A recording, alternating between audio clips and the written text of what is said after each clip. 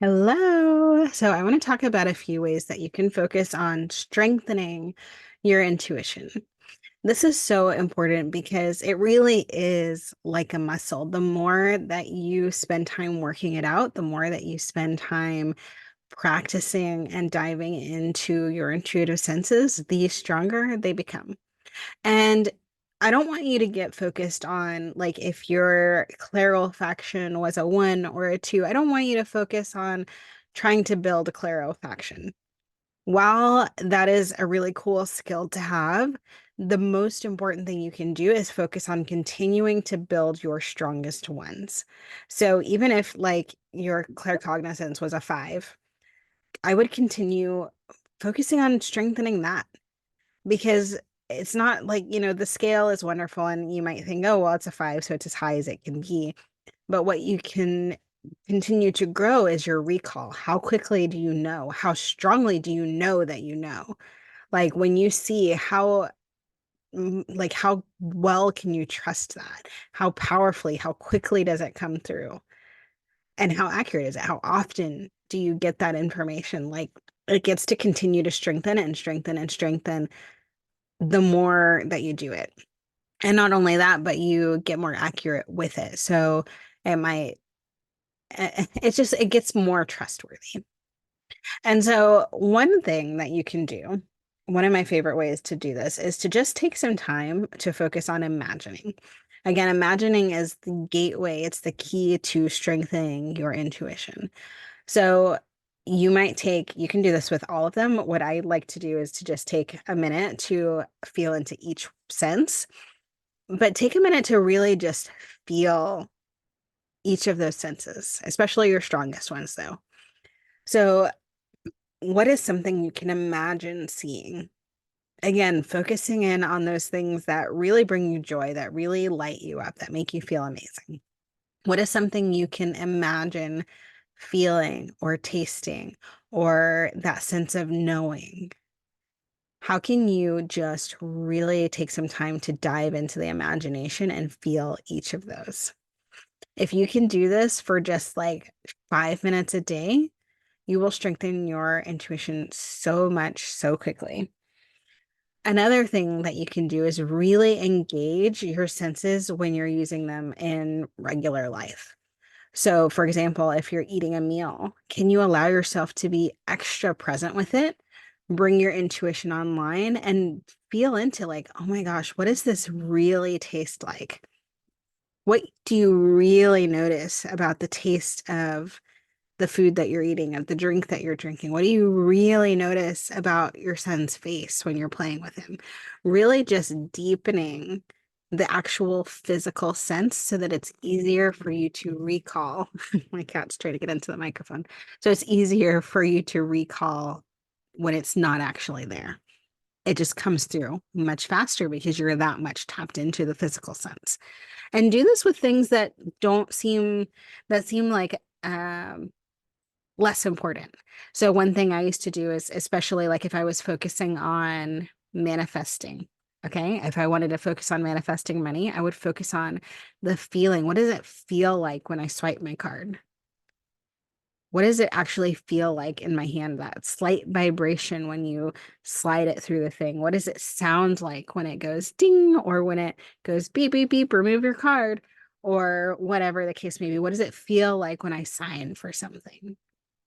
What does it look like? And really bring all of those senses online. So if there's something that you're working on manifesting, that's a beautiful thing to focus your imagination practices on. Another tool that I love to use is playing cards. So this is just plain Jane playing cards, not oracle cards or tarot cards, just playing cards. And you're going to take one card and hold on to it. So say you pick the nine of clubs. You can take it, you can put it in your pocket, you can put it in your bra, just bring it around with you. Let it really get your energy on it, feel it, and let it be just let it become your card. You can keep it with you for a couple days and then add it back to the deck, shuffle the deck, and split that deck into two different piles. Then take a second to feel which deck, which of those halves is that card in. notice what senses come online for you when you feel it. Do you notice like one deck looks bigger or looks brighter or sparkly, or you hear something, or you just have this sense of knowing, or you get a sweet taste in your mouth? Just notice what comes up when you are feeling into your card, and start noticing how often you get it right. And it's not about you like right or wrong. It's not about that, but the more that you get it right, the more you start to build this trust with your intuition. And once you find yourself getting it right very often, like you're getting it right 8 out of 10 times, take that deck and split it into three instead. Can you decipher which one it's in out of three? When you're getting it right again, 8 out of 10 times, split it into four, and then five, and then six, and then however many as you go. Another thing you can do is practicing in our Facebook group. In the Intuitively Embodied Creatrix Facebook group, I do Intuition Thursday every Thursday, most Thursdays anyway. And what I do is I take an item and I hide it in my hand, and you have a chance to just feel into what is in my hand, which is really amazing. So you're not guessing, you're not trying to decipher, you're just sensing what comes up for me when I look at Angie's hand. Do I feel an emotion? Do I see a color? Do I feel a shape or a texture? Does a memory come up? This is so beautiful and so important because it allows you to start to see the way that your intuition shows up for you in deciphering. And I would really love to see each of you doing this weekly. This is such a powerful exercise, especially because sometimes we think that our intuition is going to come through a certain way, but each of our intuitive languages is a little bit different. So, for example, I had one woman once who I had a blue stone in my hand. And she was like, people in the comments were saying blue, or they were saying round or soft or whatever. And she's like, I'm not getting what everybody else is getting. I'm not sure why, but I'm getting this sense of like dust or like this like blowing dust or something like that. She's like, I don't know. I'm probably way wrong. And so I revealed the item, and it was a phoenix stone. It was a blue stone, but what she picked up on was not the fact that it was a blue stone. She didn't pick up on the physical part of it. She picked up on the phoenix rising from the ashes. She picked up on the dust, the ash, that blowing of dust as the phoenix rises. And this is so important because it gives you that sense of, okay, maybe I'm picking up less on the physical description of the item, but I'm picking up more on memories, stuff that resonates with me. Maybe I'm picking up more on the feel, like that, the symbolism, the meaning behind an object instead of the actual physical object.